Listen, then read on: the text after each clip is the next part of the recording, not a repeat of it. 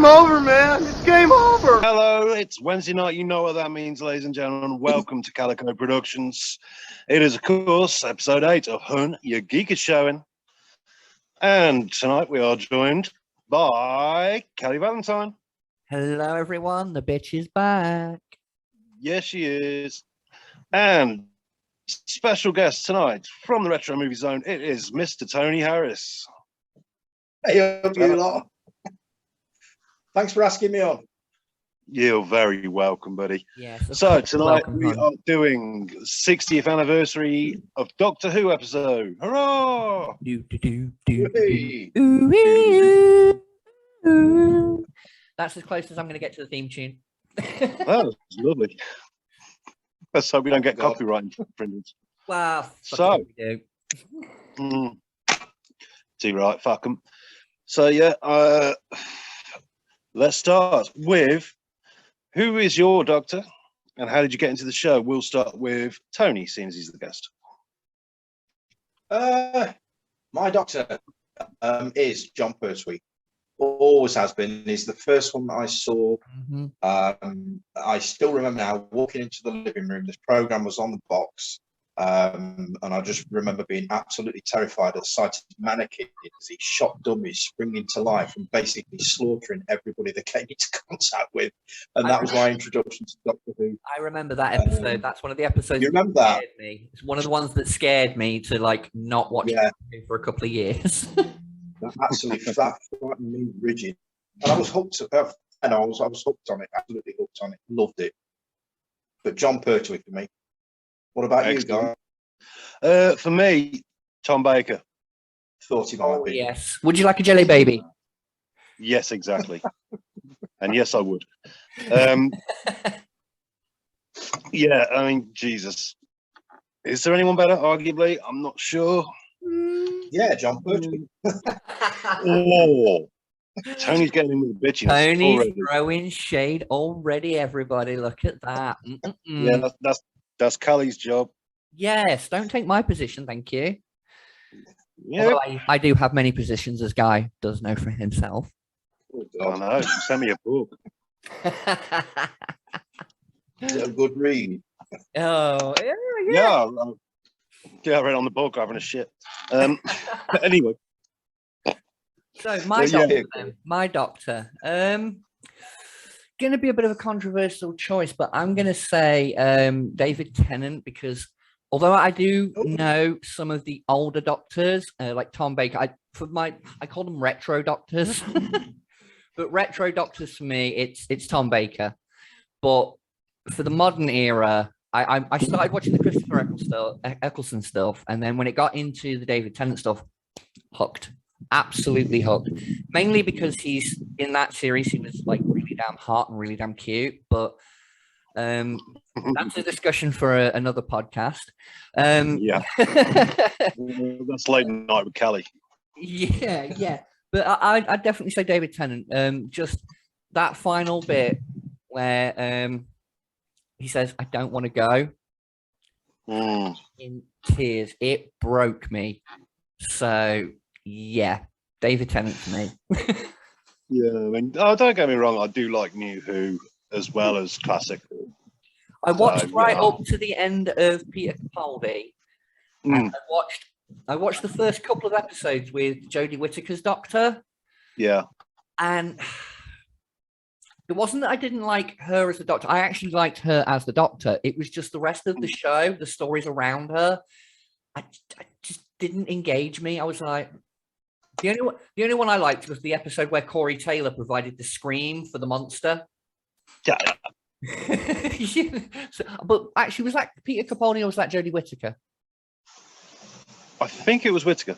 I get lost. But anyway, so yes, jumping over to our guest, Tony, I think we should discuss not just favorite doctors, but do you have a favorite episode from any of the Who eras?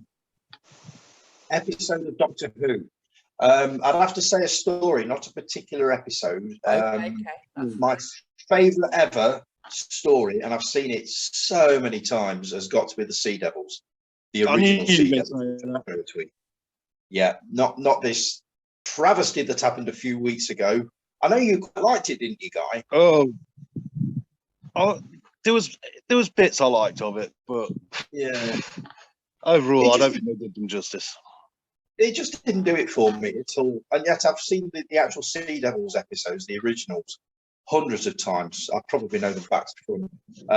But that would have to be my favourite set of, say, 6 episodes. But pretty much anything from the Twee era, I will watch over and over again. They're my go-to episodes. If there's nothing on and I just want half an hour to kill, I'll stick an old John Birch episode on, because I know it's going to carry me through half an hour quite easily. So yeah, the Sea Devils for me. Fair enough. That's a good one. Awesome. I'll have to go Robots of Death. Oh yeah, yeah, good choice. Yes, it's got everything you need, apart from the fact that the title of the episode kind of spoils it. That's the only problem. Why? Well, because then it's the Robots of Death, so therefore you know that the robots did it. Fox, I can never even that. All these years I've been watching it wondering, yeah. Oh no, I've totally spoiled it for you. Oh dear. For me, I'd had going through the modern era, I'd have to say my favorite storyline was the culmination right at the end of the Dr. Donna storyline, because when it gets to the whole reveal right at the end of it, and you kind of, it does little flashbacks with the series, it's like, wow, they did drop so many hints that things were going in a certain direction. And it was proper, it was almost like you have to watch the series back again and do like an Easter egg hunt almost. So yeah, I did like that. They did the same. Sorry, what guy? Was it? Eccleston. Yeah, they did the same in Eccleston. Yeah, but I preferred it with the Dr. Donna thing. It just, for me, that was perfect, because it almost mirrored like what happened with David Tennant's Doctor right at the end of his run. Like, Donna didn't want to forget and didn't want to go and didn't want to leave him, but she had to, because if she remembered him, she'd die. You know.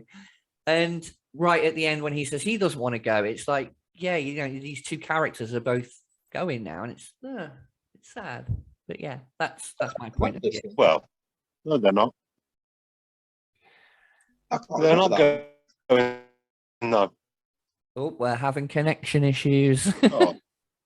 Oh, not from me, sure. Yeah, it keeps saying Guy, and then you, and then Guy, and then you. Right. Hold on, I'm going to try something new. Just edit this bit out, Cal. All right. Okay, so right, we're back. Doctor Who. Let's carry on. Hey. So we've talked favorite Doctors. Yep. We've talked favorite storylines. I now think we should just talk about Doctor Who in general, the impact the character has had over the years, the ups and downs, the quality of the show, some of the monsters, some of the enemies, and all that kind of thing. So you guys take it away. Excellent. Because I only know the modern stuff. You guys can tell me all where the origins and stuff come from, like Davros and things like that. Or is it Dave Ross or Davros? Dave Ross. Oh, Dave yeah, Ross. good old Dave Ross there. Oh, yeah. Well, I mean, Dave Ross, stuff. pretty bloke, yeah. Got chippy. Yeah. What you got? Dave Ross, he's got a chip. Yeah, Dave's got chippy, hasn't he? The battered sausage. No, I thought he owned a pest control company, you know, because exterminate. Boom. Quality films from Karen tonight. Just call me the pun isher. Dear Christ. If you do beg your pardon, folks, but if you do get random child voice, it's because my daughter's awake. So you know. No worries. We're recording at an earlier time, so it's our fault. Well, actually, no, it's Tony's fault. It's Tony's fault. He wanted to go to bed early, didn't you, Tone? Yeah. Believe me, if I wasn't up at 3:30 a.m., it would not be. No worries, son. No worries, son. I know what late shifts are like. I used to do them. So I completely get it. I did a warehouse job where I had to be there at 5, but it was an hour and 45-minute walk. So I had to leave the house at like 3 a.m. Oh, yeah. You know where I'm coming from then. Yeah, it was not a fun job. So I completely get that. But right, back to Doctor Who. I'm gonna kick it off with one of my favorites. We mentioned like Dav Ross. The Daleks. Let's talk about them. The supposed I hid behind the sofa because of them. Oh god, I'm so tired of that cliche. So am I. It's an old one, isn't it, guys? I use it as a joke. When people mention Doctor Who, I use it as a joke. You know, so but I think when you're a young kid, the Daleks can be quite bloody scary because there's no face, there's no recognizable where the voice is coming from. You can't tell what the hell it is. It's just this thing that moves towards you, screaming in a really weird voice, exterminate, exterminate. When you're like 5, 6 years old, that's going to freak you the shit out. You know? And the other thing is, you got to remember that when they first appeared, this was like 60 years ago. Oh, yeah exactly. Very, very different back then. There's nothing on TV quite like it. I think the closest there was, or had been, was the Quatermass thing. Yeah. And that terrified the nation. So the Daleks were in black and white. And like you said, these faceless things in 1963, of course they were frightening. Yeah, exactly. And I think that kind of sort of is very similar and true about the Cybermen. You know, it's a very similar kind of thing. Okay, they've got the face, but there's no emotion. There's no humanity there. It's just this machine, you know, same kind of imprint as the Daleks. Like you see the Cybermen and it's like, shit's getting real. I thought their heads looked like tankers. I find the original Cybermen more scarier than the later ones. Yeah, I must admit, the new modern Cybermen are a bit... Iron Man? Yes, a bit Iron Man, a bit RoboCop. That was kind of where my brain was going. They're very sleek and very slimlined, which I get the Cybermen over time would upgrade and change and become, you know, more better machines. But there's just something about, like Tony said, the tankard head guys with the handles, like... Yeah. You know, there's just something about that back then was creepy on another level. Like Tony said, you'd never seen things like that before. So seeing something like that for the first time is very like, oh, that's new. Yeah, that's right. Oh, trivia. I've got trivia. Oh, trivia. Go on then. Let's have some trivia from the guy. What links Doctor and Rainbow? What links what, guy? Doctor and Rainbow. Doctor Who and Rainbow. And Rainbow, you know, as in Zippy George. TV series? Yes. I don't know. Bungle appeared in a Doctor Who episode? I don't know. Roy Skelton voiced Zippy and the Daleks. Oh, yes. Joking. I remember that. No, that's true. Now you said it. I saw some behind the scenes Doctor Who stuff. He's a Dalek.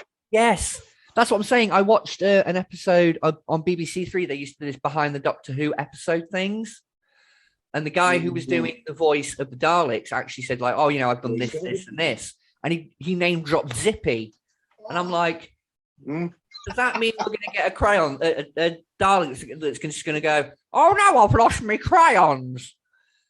You know, yeah. You were so that so Bungle's getting exterminated.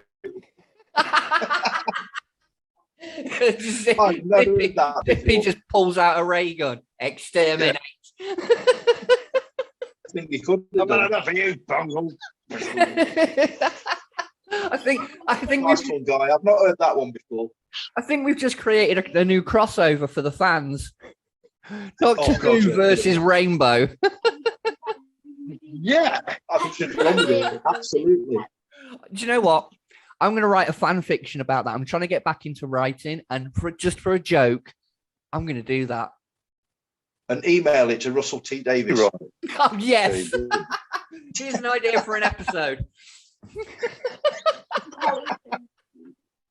I think he should run with it. Absolutely. Oh, hell yeah. Hell yeah. Really glad he's back on board, by the way. Yes. I've been hearing stuff about that. I'm not a massive fan like you guys, but when I see stuff pop up on Facebook, I will give it a read and I will, just check it out and see what's going on with it. So, no, at least with RTD, we're going to get decent stories again. I hope so. I've not seen any of the last season. The Jodie Whittaker one, the last one. Is it Flux or something? I never saw a single episode of it. I've kind of lost interest. Same here. I watched the first bit of the... Sorry. Don't do it. Don't watch it. The Jodie Whittaker stuff, like I said earlier, I'm fine. I watched the first few episodes and they didn't hook me, so I didn't watch the rest and I didn't even get to the end of it. So, like Freddie just said, I lost interest. It wasn't her though. It wasn't her as the Doctor. I loved her as the Doctor. I thought it was a fresh new take and it was brilliant. I didn't like the storylines. That was plain and simple. I didn't like the storylines. So, but I disliked it that much. I actually went right back to the beginning. I mean, anybody that watches, you'll know that I've been going through the William Hartnell years, working my way through right from the start, and I'm just come to the last season of William Hartnell. That's how desperate I was, and I thought I can't watch these new ones anymore. That's why I was glad to hear that Russell Davies was coming back on board, and we might get a bit of fresh life breathed into it. What say you, Guy? Yeah, or you're doing it bloody slowly because we ain't had an update in weeks. I know. I did say you've not watched it yet. I'll bet you. You save me for late on in the evening, don't you? But I did actually stay on the video tonight. I am doing an update next week because I finished The Chase this morning and I've had to order the next one because I thought I got it and I haven't got it, so I've had to order it. So there'll be a Doctor Who update next weekend, I promise. Oh, finally. That's good. Bloody hell. That's good. Wow. It's been a long time coming. Have you seen any of the black and white ones, Callie? The William Hartnell, Patrick Tran, have you seen any of them? When I was very, very young, and it was funny you actually mentioned this on your video earlier today. You mentioned UK Gold on Sky TV. Oh, yeah. Don't even get me started. Yeah. But it was funny that you mentioned that because when I spoke about my kind of knowledge of movies in the last episode, where it came from and how I've watched so many things, I did actually watch UK Gold, and during the day they used to show some old episodes of Doctor Who. They did, yes. So I did catch a couple of them, but I'm going back like nearly 30 years, so my memory of them is very, very fuzzy. It's like I'll see it pop up on something like on YouTube or, on an advert or something like that, just a clip of the old Doctors. I'm like, I remember that. And that's it. I can't see what episode it was, but I just remember that particular scene or something like that. So, yeah, like I said, my knowledge is sketchy, but the more modern stuff, I'm kind of up to date with, especially with David Tennant and, what's his name? Who came after him? What was the actor? Matt Smith. Matt Smith, that was it. Going to call him James Smith for some reason. But yeah, Matt Smith. I loved Matt Smith. Bow ties. Cool. And then Fez is cool. I liked him. I liked him as a Doctor. Especially, there was times with his Doctor, you saw that slightly more darker side of him. Yeah. Because I think we'll talk about this quickly now, and it could be a subject for the podcast. The thing with the Doctor, with each of them, every Doctor, there's always been this mention of things that they've done, like they fought in the war and things like that, and there's horrible things they've done, but they've never really fleshed it out. So there's always been this kind of darker side to the Doctor that he doesn't show, and then when he does show it, you see that there's a reason why he doesn't like show it. Like one of my favorite episodes with Matt Smith is called Demon's Run. And it's called Demon's Run because I think it's River Song says to Karen Gillian's character. I can't remember the name off the top of my head. Amy Pond. Amy Pond, that was it. She says to Amy Pond, even demons run when a good man goes to war. And it's right at the end of the episode, as literally like the Doctor says to every creature, literally everything in the entire universe, come at me. It's like, oh, where's this gonna go? This one. You know, it's like Doctor showing his dark side, and it's that's one of my favorite things about the Doctor is there's always that little dark side to him. As happy-go-lucky as a lot of the Doctors have seemed, with that darkness behind them, you know that's a mask. You know they're hiding that, and I think there's almost a duality to the character. I did find. I think it works with Matt Smith. Very, very confusing. Sorry, what was that? What was that, Guy? I did find. You're both talking at once, right? Guy first. Yes, I'm first. Thank you. Matt. It works with Matt Smith because he's so childlike that when he does get pissed off, he seems really, really pissed off. Oh yes, that's what I mean. It's like it makes it scarier. Yes, right. Tony, you were trying to say? All I was saying that I found a lot of Matt Smith's very, very confusing. They completely lost me. They were so deep, a lot of them. Yeah, I must admit, towards the end, there was a lot of you had to know your Who lore towards the end of the Matt Smith era because it did callbacks and throwbacks to every single Doctor. There was I think it was actually that episode was where they revealed the Peter Capaldi Doctor. Because they were monitoring how many Doctors were showing up and helping this Doctor. And they were like, it's all 12. Oh, wait, there's a 13th. And it was Peter Capaldi. And it was like a tease for the new Doctor that was taking over after Matt Smith. So I loved that. I love that because as a fan, like knowing not a lot about the previous stuff, knowing enough about it, seeing these callbacks. And like I said earlier, seeing scenes and going, oh, I remember that one. That was such a fan service episode, but it needed to be done for a series that's ran so long, that's got so much lore behind it, behind one character. To throw it all in was just epic. I get if you could get easily lost, but it was a maze to be happily lost in. You mentioned Peter Capaldi. I've got to confess, I've never seen an episode with Peter Capaldi in it. Not one. Ooh. Tony, you ought to watch them. They're on the iPad. It's awesome, is it really? Yeah. I think Peter Capaldi was a good Doctor. He showed, again, more of that darker side. He was a lot more aggressive. He talked more aggressively. Yeah. But I feel that, I think it was, how many seasons did he have? Did he have 2 or 3? I can't remember. Yeah, I believe he had 3. Well, I think it was. Or was it 2?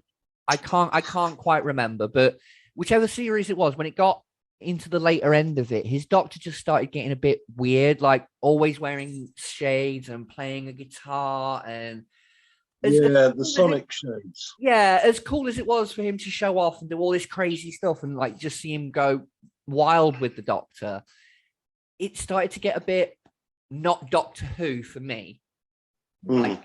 Like he was just playing a different character, and he started off strong, and it just kind of faded off. And like I said, the Jodie Whittaker stuff, I lost interest at that point because she took over after him, and I think it was the fact that Peter Capaldi went so downhill with it that it soured my taste going into the new ones. Anyway, Tony, your thoughts on that? On Peter Capaldi, I haven't really got any thoughts because I've not seen any in him. Not at all. I've not seen a single episode, so I'm going to see thoughts on Peter Capaldi, not one. We waffled on about the. All I know is I loved him in Local Hero. There you go. Right, I'm going to actually tell a little story here about John Pertwee, seeing as he's been mentioned a couple of times. Oh. I've seen some of his Doctor Who episodes. They like from the classic eras, and I do like them. One of my ex-partners actually gave me, you used to get with the paper a free DVD of something. It was like a random episode. Yeah. They had a load of Doctor Who ones, and I went, "Do you want them?" And I was like, "Well, I'll give them a view. And if they're the classic ones, I like the more modern ones that are on currently." Because I think it was David Tennant had just started as the Doctor at this point. So I had them, I watched them, and there was like 6 or 7 of the Pertwee episodes on there, and I did enjoy them. I did like them. But my little story is John Pertwee was also famous for playing a certain scarecrow. He was. Do we know the name of that scarecrow? Wurzel Gummidge. Yes.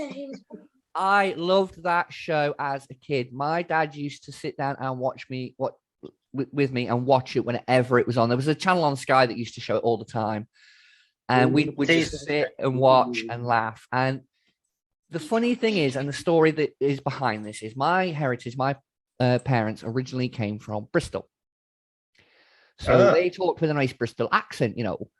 Talking like that. You don't beat your horn, you burp your horn. You're down in Somerset, you don't beat your horn, you burp your horn. Right. So my dad had a quite thick Bristol accent, and mine's got stuck now. Thank you. Go away. Once I get going, I can't stop. I see family members from down that part of the country, into it straight away. Anyway, my dad used to work for a company here in Burton-upon-Trent. See if you guys remember this. A lorry company called Shires. No. Nope. Neither of you remember it then. Okay. No, it's that went down great. I remember it. Okay. You know where the Anglesey School is? Yeah. You know the big lorry yard that's literally right next to it? Yes. Well, my dad used to work there, and because of his accent and because the show was popular at the time he started working there, he worked there for like 20-something years by the time he passed away. And they all called him Wurzel Gummidge because of his accent. And as lorry drivers do, they have a tendency to name their lorries. Yes. Yeah. Well, my dad didn't get a choice. Well, he was away on summer vacation one year. They painted on the side of his truck in big neon letters, Wurzel Gummidge. Wurzel. And it stuck for years. I used to go out in the lorry with him and just being in the lorry yard and hearing people go, "Oi, Wurzel, come here." It was just, but that's my little sort of 6 degrees of separation from Doctor Who, because of Doctor Who, I knew who John Pertwee was, who played Wurzel, and that was Wurzel Gummidge was a big part of my life. So wow, my mum met John Pertwee. Oh, well, She used to work in Woolworths in the 70s, and apparently John Pertwee came in one day. I can't remember what he bought, but my mum served him. She said he was a lovely guy. The only thing she remembers more about him, he was so tall. He was really, really tall. But my mum met John Pertwee. Really lovely bloke, apparently. Tony, is this the part where you were about to tell us that you are John Pertwee's bastard child? Don't be fucking third. I'm John Pertwee's love child. Oh my God, I get the feeling I'm going to have a bit of a job living that one down. Do you know what? I'd be very proud of it. I'm putting that in the credits. I'm putting that in the credits. Don't you fucking dare. Joined by the love child of John Pertwee.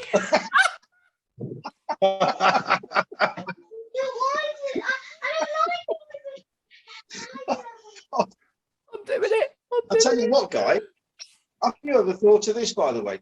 I thought of this years ago. Did you ever think that Sean Pertwee would end up playing the Doctor at some point? I really actually would, because he looks so much like him. But apparently he never ever. Love it to happen. He will not do it. No. He will not have a bar of it. And the other thing I've heard about him is he is a complete prick. He's not very nice to work with at all, apparently. But I just thought, as soon as I saw him and I realised who his son he was, I thought, my God, you could definitely play your dad's old role. But, like you say, he won't do it. Oh, well. Right, so let's get back on subject, back onto Doctor Who. We've talked... Well, we pretty much were. Well, in a roundabout way, we kind of went off on a tangent, which is what we do here on Calico Productions. We start on a subject, we move on to 3 other subjects, and then we come back to it. It's kind of what we. And then we go back to John Pertwee shagging Tony's mum. But... Stop it!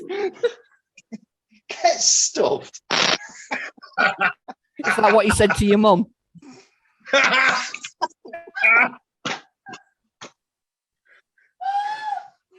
The fuck is you lot? I'm sorry. I'm so fucking sorry. I'll never come to this fucking show again. Oh God, I'm so sorry. Yes, you will. Much like the comment about my autobiography, that literally was just. I did not think I spoke before I thought, and I should have stopped. I apologize. I am sorry.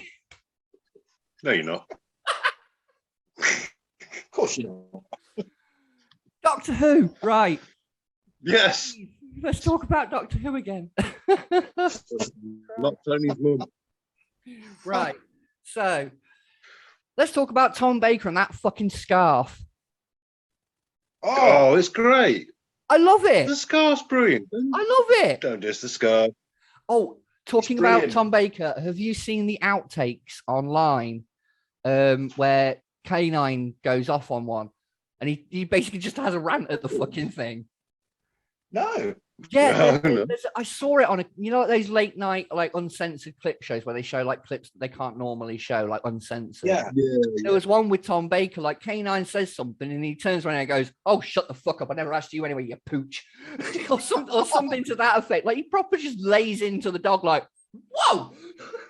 Oh, Callie, your mission, should you choose to accept it, is to find that clip and stick it on Retro TV Zone, because I would love it, and I'm fairly sure everybody else would. Oh, I will definitely. I will try and find the clip, and I'll send it your way for definite. Right.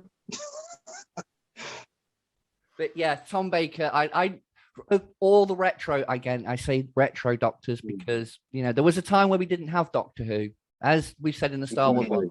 There was the dark times where there was no Doctor Who content. A lot of the 90s, apart from that TV movie thing they did to celebrate the millennium, they did a Doctor Who with what was his name? What was his name? BBC America.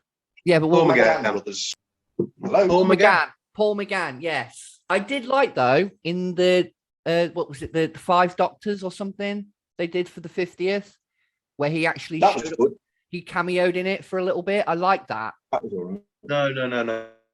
No. You got your wires crossed. What? Doctors was for the 20th anniversary. Mom. No, they did another one where it was Matt Smith, David Tennant, John Hurt, and Paul McGann was the Doctor that became the John Hurt Doctor. Yeah. What happened there was he did like a little teeny tiny episode regenerating into John Hurt. Yeah, that's wasn't what part I mean. of the actual program. No, but I like the way that they actually did that little callback that he was the Doctor. They actually it's now canon that Paul McGann played the Doctor. You know what I mean? Yeah. Because before a lot of Who fans were like, "Is that part of the Who thing because it was made by the Americans?" Is it? Oh no, it's still canon. No, but I mean, when it first came out, I'm just talking in like relative terms. When it first came out before the Christopher Eccleston stuff, fans were like, "Is it canon? Is it not?" Because I'll count it. I do count it because it starts with Sylvester McCoy regenerating into the Paul McGann Doctor. So to me, yes, it's always been canon, always. So. But I just remember like when the newer stuff came out, a lot of fans were debating whether or not that was canon because a lot of people thought Christopher Eccleston just took over from Paul McGann. Like it was the same Doctor, but because you never saw Paul McGann's Doctor regenerate. Yeah. So well, to be fair, the only reason John Hurt was because Christopher Eccleston might have out to do with coming back. So no, true. But yeah, I'm talking in relative terms. He said that. Oh, sorry, go on, Tony. Yeah. As he said that, guys, he said he doesn't want anything to do with it now. Yeah, he had a myriad of problems with the way that staff on the show were treated. Yeah, crew, etc. Yeah. It's a shame. I liked his Doctor. Yeah, I did. I thought Chris Eccleston's Doctor. We'll talk a little bit more about here the modern era with Christopher Eccleston. I thought Christopher Eccleston was a good comeback Doctor because for me that's what it was. There hadn't been Doctor Who content for ages, and then Christopher Eccleston had the responsibility of bringing it back and making it good, and he did. He did a cracking job. He did. He really did. I can't think of anyone better to have done it, to be honest. Yeah. No. I mean, granted, like you said, he doesn't want anything to do with the franchise now, but for what he did do for it, thank you. The only thing he does do is Big Finish audios. Yeah. Are they any good, Guy? I keep meaning to look at those. Yeah, they're great. They're expensive, but they're really good. Right. Well, they have to check some of those out. They check some of them out. You can get Ucky copies. There is some on Spotify. Perhaps have a look at those first off then. Okay, then I think to kind of we're going to start wrapping things up now. We've been going for nearly an hour. We did have to cut a little section out due to technical hitches. But, I did think of fanfic what? as well. A bit of a cross. I was thinking of a fanfic at work because I'm a bit sad. Bit of fanfic over. Why isn't there, a Doctor Who version, a carry-on version of Doctor Who? It'd be great. Oh my God! Kenneth Williams as the Doctor. Kenneth Williams as the Doctor. No, not Kenneth. It's got to be Sid as a Doctor. No. Could you just imagine that when the Daleks show up, if Kenneth Williams was the Doctor? No, Kenneth Williams would be the master. Frankie Howard. Exterminator. Oh, yes. Oh no. Legend. You gotta have Sid as the Doctor. Look at the size of me spirit. Sid? Look at the size of me screwdriver. I love that. That's a cracking idea. And then you got Babs as a companion. Here's one for you. Kenneth Williams doing the voice of the Daleks. Oh no! It'd be fucking hilarious. It would be hilarious. No, get it. Yeah, you can have Charles Audrey as Davros. Oh, hello. Oh my God! I'll exterminate you now. Oh God, carry on, Doctor Who. You best start writing that, guy. Well, yeah, because you'll have you're the carry on writer. again and again. Doctor. I'm already doing the Rainbow versus Doctor Who. You can do the. Oh yeah. Oh, Keep right. Gallifrey's Endor. Okay, right. Final subject for the night because we've been going for quite a little while now. I'm gonna drop this one because I know there's quite a few. Doctor Who feature length. I don't want to say episodes; they're more like films. The one they did with Peter Cushing. Oh Pants. God! What? Pants. Rubbish. Not canon. I know it's pants and it's rubbish and it's not canon, but I'm just saying that there have been a few episodes that were feature length, like an hour or more. They were both crap. Have you ever actually watched them, guys? Yes, I have. I'll just talk over you, Tony. I've seen them. They're crap. Is there Did you anything I ever can see say Alan to Partridge convince where he otherwise? just kept talking over Len? Keep talking Is there over each anything other. I can Stop it. Sorry. That's Is there anything I rubbish. could say to convince you otherwise, Guy? No, we've got Roy Bloody Castle in one of them. Jesus. Oh yes, No that was a bad dedication move. to That was a that. very bad move. Yeah, no, it was just to complete the food. I quite The like only, them. the only decent thing about them was Bernard Cribbin. Yeah. And I like how he came back to the Dr. Donna storyline. Yeah, good old Wilf. Yeah. Again, I must have a look at this Dr. Donna thing. I don't remember this. Tony, it was part of the David Tennant era. Oh, someone's buzzing. Spider. Who's buzzing? Sorry, That was me, sorry. I'm getting messages. Guy, I've just seen a huge spider run across the carpet. I do apologise. Right. Okay. You what? Across the carpet? So, guys, stop it! Sorry, I can't help it. Turn your vibrator off, for fuck's sake. What that was? Never. You can play with that after we're finished. Jesus. Hey, look, Right. you enjoyed being in my pocket. Okay, right. We're gonna definitely wrap things up now. And I said, although I said the films was the final thing, it just popped into my head talking about you know, the Dr. Donna stuff and things like that. We've got to talk about what's to come. Well, okay, we've got two more last points then. We'll do this one, my one first, and then we'll do like what's to come, right? And this one, we'll take it in turns, and I'll go first. Most heartbreaking moments in Doctor Who, the moments that made you go, oh, oh. The ones that made you cry, the ones that hurt, the ones that maybe you got angry about because a certain character died, whatever. But for me, again, being a David Tennant fangirl, the most heartbreaking moment for me was the Farewell to Rose episode. Yeah. Where yeah, she ends up on Bad Wolf Bay. Yeah, and he's just, you can, as the transmission cuts out, you know he was just about to tell her that he loved her. Yeah. And the thing or whatever it is just cuts off, and you don't hear him say it. And the first time, here we go. I'm talking about it. My eyes want to leave. I've got dust in my eyes. Leave me alone. But yeah, it was. Big girls don't cry. It was just so heartbreaking, and you've got to give it up to David Tennant for his acting on that episode. It hit right, and it made me cry, and I'm welling up thinking about it. So we'll jump over to guest Tony. Your most heartbreaking Doctor Who moment.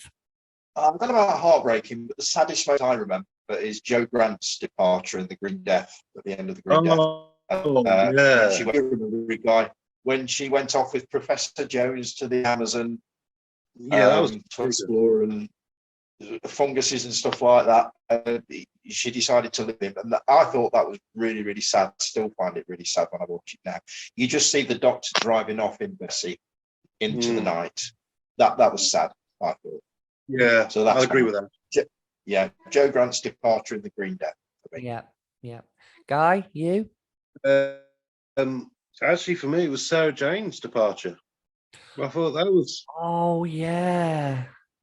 Remind me. That was. Well, let's see. For classic, it would be. Let's see. What was the episode? I can't remember the episode, but the episode afterwards was on Gallifrey, Deadly Assassin. For you, Tone. Yes. But before the story before, he had to sod Sarah Jane off quickly, and he sort of just dumped her on Earth and just sodded off because he had a call from the Time Lords. That was bad.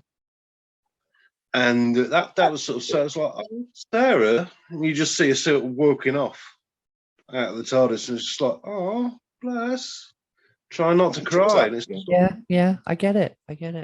But and of course, when she went again, in the modern era, the modern era, that.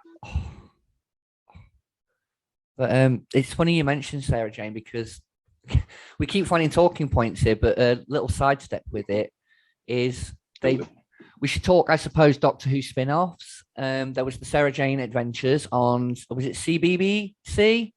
It was way too good to be a kids program. Yeah, I watched a couple of episodes, and it was pretty good from what I saw of it. I didn't watch all of it, but I saw a few. Having a young child at that time, watching, flicking through kids' TV channels, you inevitably land on something like that. But I like that. And Torchwood with Torchwood was nice. John Barrowman.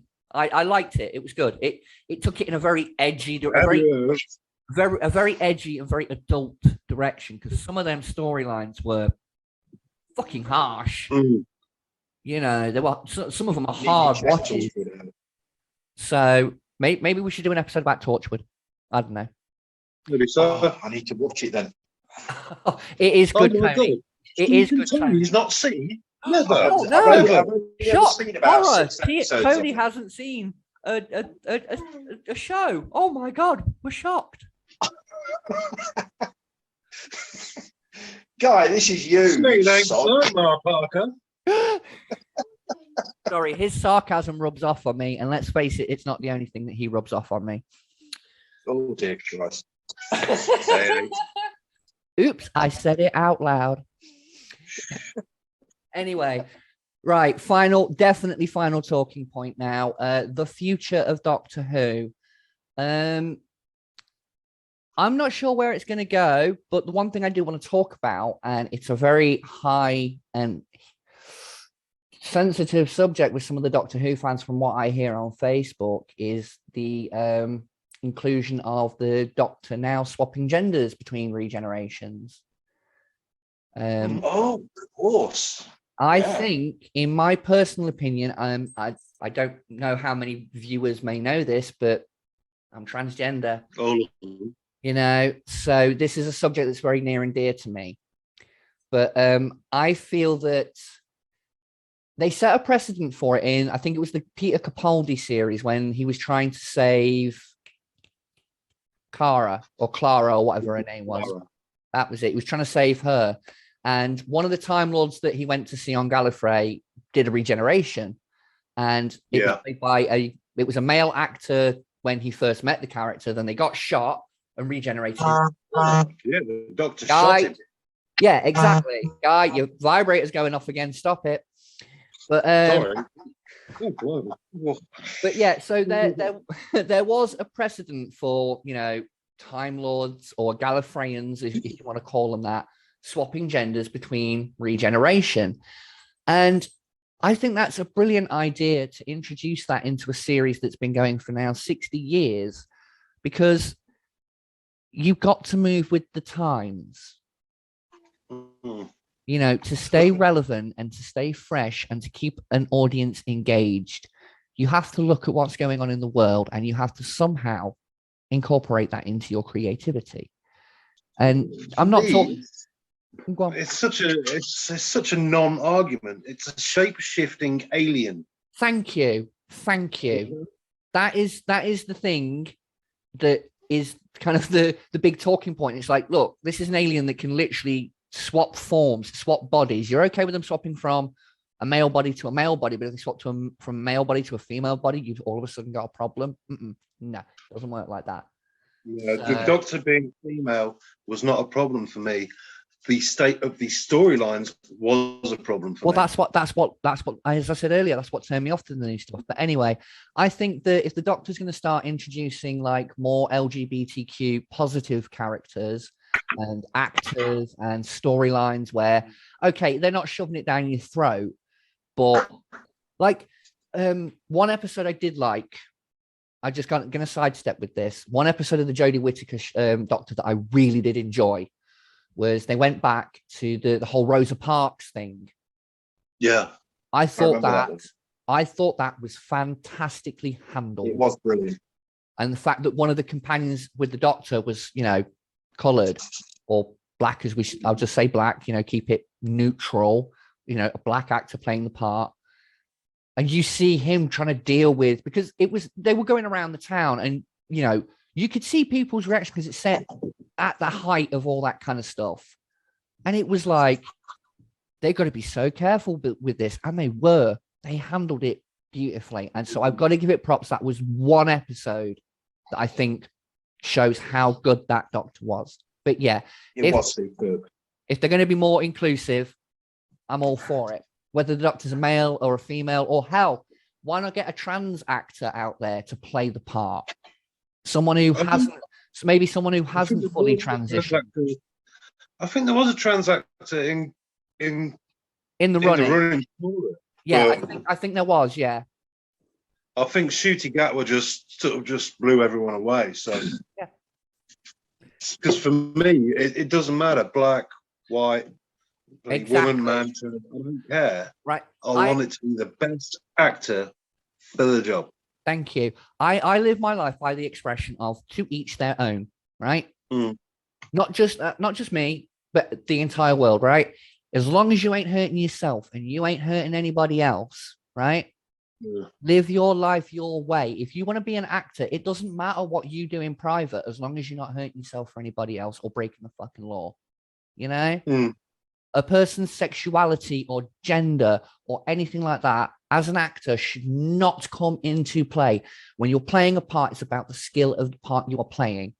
If you play it, but I'll use this as just a little example. If a trans actor or actress, however they want to identify themselves as, if they play the part better than the white guy who wants to play the part, if they do it better, give the part to them, not to him. Right. That's all I'm saying. I mean, look at Tom Baker. He's not exactly a matinee idol, is he? Best Doctor ever, though. Yeah, well, there we go. But yeah. So sorry for my little soapbox rant. went a bit sideways. We're talking about the future of Doctor Who. What enemies would we like to see return in the future? I personally would like to see the return of the Weeping Angels, because to me they're one of the more scarier modern monsters. Yeah, definitely, I'd agree with that. Like you blink and they can kill you. You know what I mean? So I'd like to see a return of them in some form or another. Tony, your thoughts? Returning monsters? I'd have said the Sea Devils originally, but they've already done work out. God, that's they cooked shit. I'm going back through Pertwee. I don't know. Guy, you answer it first and I'll think about it for a minute.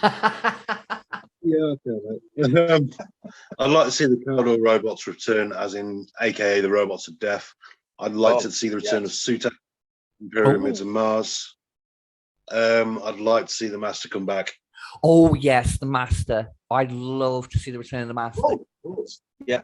That actually ties back to my little rant a minute ago. The Master's another example of the Time Lords switching genders, because the Master became Missy. Exactly. And let's not forget the Rani. Oh yeah. Right, Tony, have you thought of one? No. Right. Tony's choice then is the Daleks. It's nothing like being prepared. Yeah, because we've got somewhere near enough of those, have we? Yeah, you know, let's get the killer wheelie bins back for an episode. Why not? No, they're going to have the Daleks. The Autons. I'll say the Autons. Yes, I was actually thinking Eccleston did him in the first episode of his season, but I think they'd be big if they came back again. When you mentioned about Pertwee, like you were thinking about the Pertwee era, the plastic mannequin men, that was the first thing that popped into my head. I was like, you know what? Yeah. Not seeing much of them. We did see was it Rory in one episode? Was one of them or something in the more modern stuff? So first episode of the Eccleston season. That was the Nestines. Yes, exactly. So we need to see them come back. Yeah, we absolutely. Return of those, but yeah. So right, Guy, do you want to for the night? Because I think we're pretty much at the end of it now. We also need to have the Daleks, otherwise the contractually they'll lose them if they're not used. Yeah. The Daleks will find other work. I mean, I've heard the Daleks are actually working on a Beatles cover band. Oh, that'd be awesome. I'd love to see that. I want to hold your hand.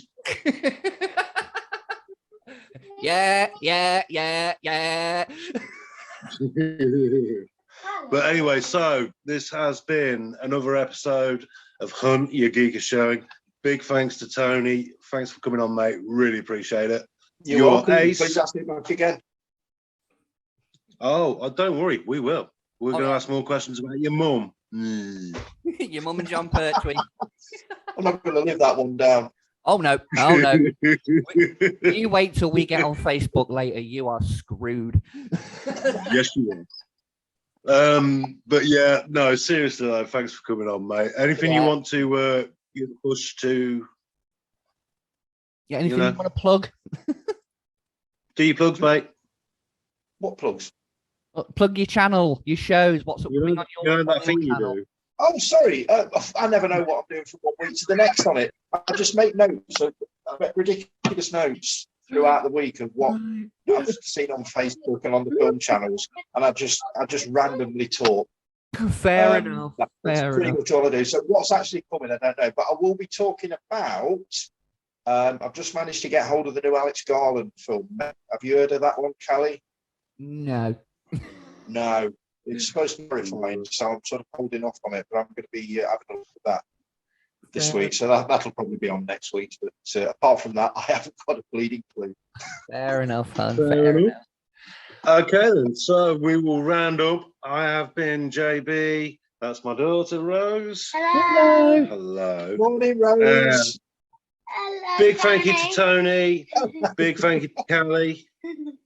And we are out of time. That is it. We'll see you One next last time. thing. On your geek showing. Oh, what? There's one last thing. No, one last thing. This episode is the start of a new trilogy here on Calico. We did the 80s 4-part trilogy, and if you get that joke, you're my kind of person. But this is the start of Best of British. And coming up in the next episode is going to be one of my personal favorites, Red Dwarf. Yeah, boy. Catch you next time, everyone. Bye-bye. Bye.